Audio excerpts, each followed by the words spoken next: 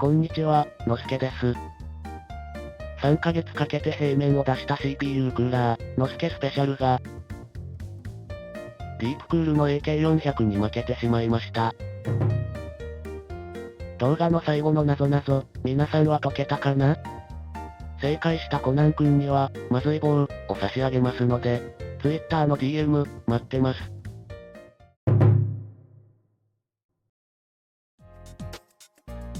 なぞなぞの答えは、酸化第二銅、でした。CPU との接触面、黒いのが酸化第二銅です。研磨剤ですり合わせしたらこうなったのですが、黒光りかっこいい、からいいかと思ってました。でも、Google 先生に確認してみたら、熱伝導率が100分の1だった。ということで今回は、酸化第二銅を除去していきます。使うのはこれ、小学校のトイレ掃除の友。おしっこジョバジョバー。とか言いながら大量使用するのが粋な小学生でしたね。冷蔵庫の中にリトマス試験紙があったので、酸性の具合を確認。微妙。もっとバーニングレッドになるかと思ったけど違った。でも大丈夫。事前に10円玉で確認したら、こんな感じだったので、ご安心ください。ちなみにこの使用方法は、メーカーから推奨されていませんので、真似しないでね、星。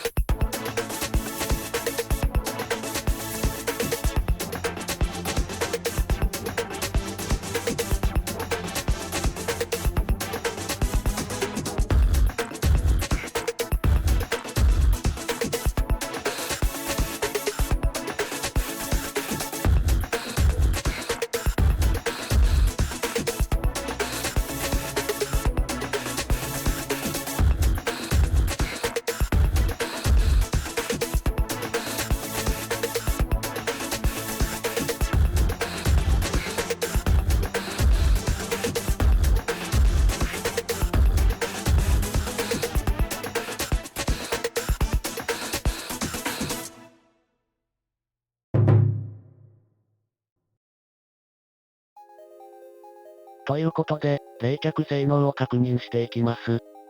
ここまで圧倒的鏡面なら、グリースなんて必要ないですよね。スイッチ、オン。起動、もう満タイ。で、結果がこちら。